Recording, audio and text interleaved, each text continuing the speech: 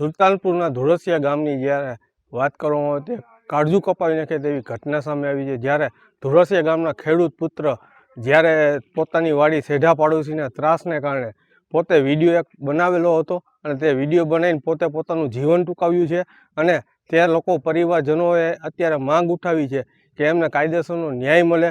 તે પરિવાર દ્વારા તેમને રોષ છે અને તે તેમના સેઢા પાડોશીને જે ત્રાસને કારણે જે આને આત્મહત્યા કરવાનું જે પગલું ઉઠાવવું પડ્યું છે તો તેમને એની માટે કડકમાં કડક કાર્યવાહી એમને કરવામાં આવે તેવી પરિવારજનોની માંગ છે।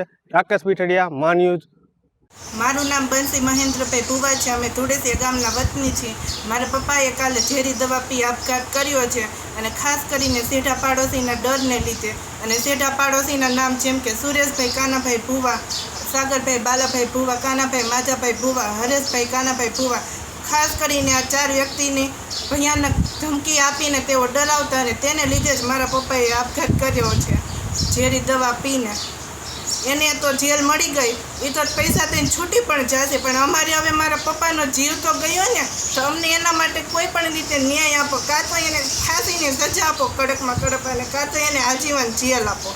મારું નામ સ્મિત મહેન્દ્રભાઈ ભુવા છે। મારા પપ્પાએ કાલે આવા ઝેરી દવા પીને આપઘાત કર્યો છે। તેના ઓલા વાડીએ પારાના કારણે ઝેરી દઈને દવા પીને આપઘાત કર્યો છે। 3 મહિનાથી એમાં અવારનવાર ધમકી આપતા, પહેલાં તો 4 વર્ષથી આપતા, પણ હવે તો 3 વર્ષથી 3 મહિનાથી વધારે આપવા માંડ્યા। એટલે એને એમ જ કે મને મારા પપ્પાને કે તમને મારી જ નાખશું, જીવતા નહીં મૂકીને તમે ગમીને તોડી જાવ, કેસ તો અમે જ જીતશું ને અને તમને મારી જ નાખશું, એવી રીતે ધમકી આપતા। તેના કારણે મારા પપ્પાએ આપઘાત કર્યો અને તેણે વિડીયો હોતે બનાવેલો હોય સબૂતીમાં, કાં તો એને કડક કાર્યવાહી અને એને ફાંસીની સજા અને આજીવન જેલ, ચારેયને મૂકતા નહીં, અમારી એવી અપીલ છે સરકાર પાસે।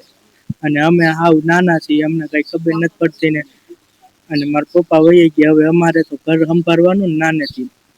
મારું નામ પારુલબેન મહેન્દ્રભાઈ ભુવા, ધુળસિયા ગામના રહેવાસી।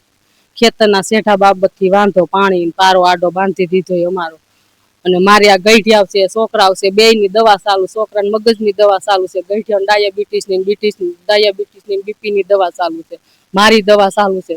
હવે મારા ઘરવાળો ઝેરી દવા પીને મરી ગયા તો અમારે શું સમજવાનું છે? હવે કામ કરવા વાળું કોણ વધ્યું? આજીવન સજા ને આજીવન જેલ હોવી જોઈએ।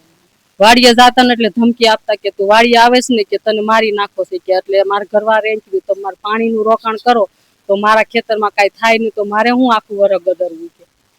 એટલે 4 જણા અમને આવી ધમકી દેતા। અને એ છોકરો સાગર નામ છે ને, એને એમ કીધું કે તારે દિલ્હી ઉઠી જાવ, દિલ્હી ઉઠી જઈએ, પારાનું કઈ થાય જ નહીં નિવારણ, અને માર્યા વગર તો મૂકવાના જ નથી। માં motor driving, safe and sure driving. Driving એ શોખ સાથે આપની મોટી જવાબદારી પણ છે। અમારા ઇન્સ્ટ્રક્ટર દ્વારા સચોટ અને સરળ માર્ગદર્શન,